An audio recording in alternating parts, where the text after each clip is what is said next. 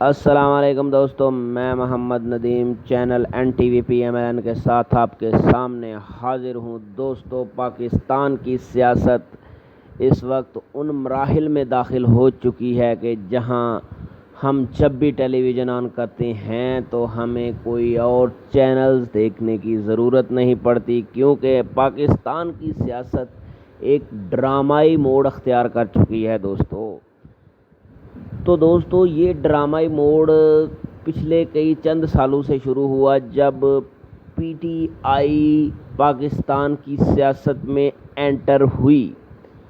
دوستو، ویسے تو خان صاحب کے منہ کی بات ہے، خان صاحب خود کہتے ہیں کہ میں نے 22 سال اس جماعت کو کھڑا کرنے کے لیے گزار دیے، بڑی جدوجہد کی،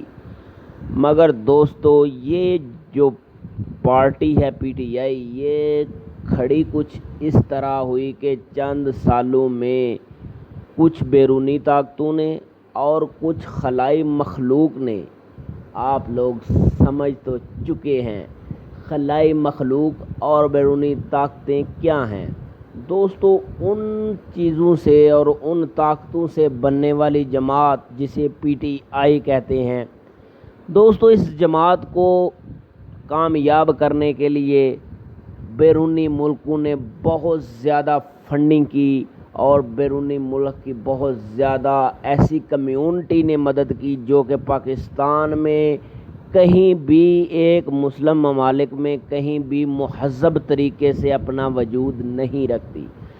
دوستو، ان میں کافی سارے اور فرقے کے لوگ تھے جنہوں نے پاکستان میں اپنا وجود رکھنے کے لیے، اپنے پیروں کو مضبوط کرنے کے لیے، اپنے پیروں پر کھڑا ہونے کے لیے اس جماعت کو فنڈنگ کی۔ دوستو، اس جماعت کو فنڈنگ اسرائیل، بھارت اور امریکہ اور ایسے ان ممالکوں سے ہوئی کہ جو پاکستان کی ترقی کے لیے پہلے بھی خوش نہیں تھے، اب بھی خوش نہیں ہیں، شاید آنے والے وقت میں بھی خوش نہ ہوں۔ دوستو، ایسے ملکوں نے فنڈنگ کی اور اس پارٹی کو برسر اقتدار کیا۔ دوستو PTI کی جہاں تک حکومت کی بات ہے تو دوستو PTI جب حکومت میں آئی تو ان کو حکومت میں لانے کے لیے بہت سارے پاپڑ بیلنے پڑے ہمارے اداروں کو اور ہماری اسٹیبلشمنٹ کو، وہ یوں کہ جلد سے بھی ان کے کامیاب کرانے پڑے۔ 126 یا 36 ان دو فگرز میں سے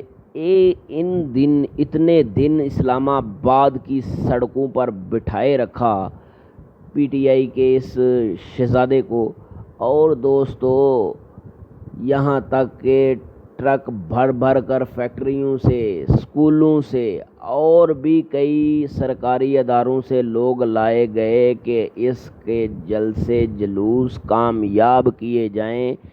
اور ایک امپیکٹ ایسا کریٹ کیا جائے کہ پاکستان کی سیاست میں PTI کا کوئی توڑ ہی نہیں۔ تو دوستو وہ بھی ہوا، اور جب خان صاحب برسر اقتدار آئے تو انہوں نے آتے ہی تمام اپوزیشن جماعتوں پر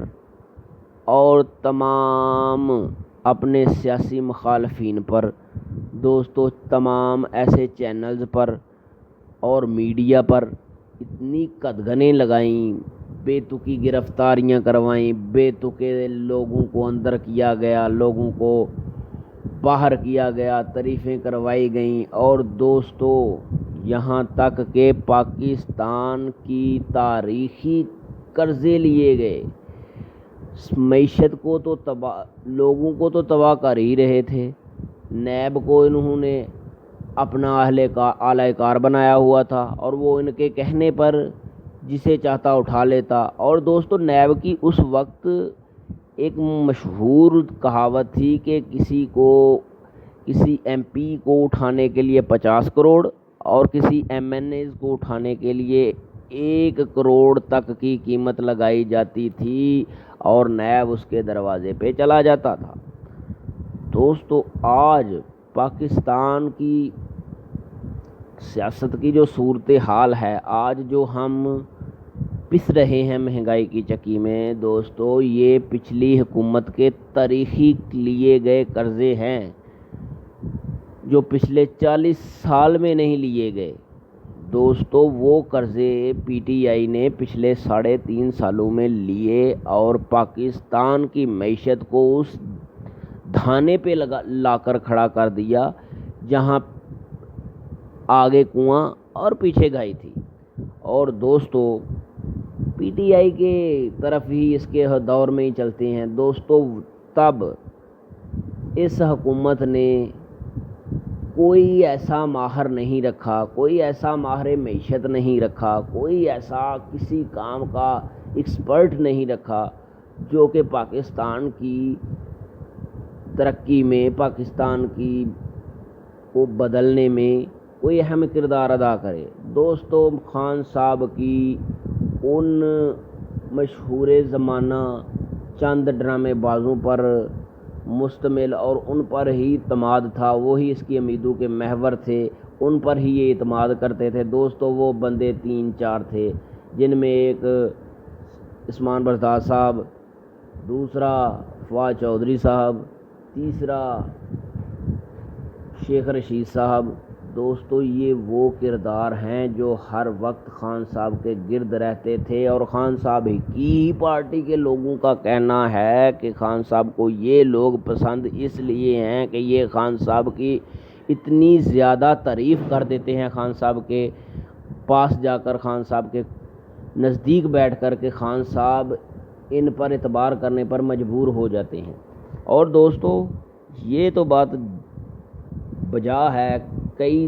لوگوں نے کہی ہے، بہت سارے انٹرویوز ہیں۔ اور دوستو جب جسٹس وجیہ الدین نے پی ٹی آئی کو چھوڑا تو انہوں نے تو ایک اور بھنڈارا باکس کھول دیا۔ انہوں نے کہا کہ پی ٹی آئی میں اس لیے آج اس سے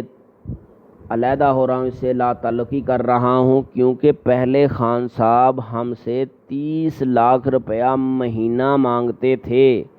کہ ہمیں دو اور میری گاڑی چلے۔ دوستو انہوں نے کہا کہ خان صاحب کے پاس پیسے ہونے چاہیے،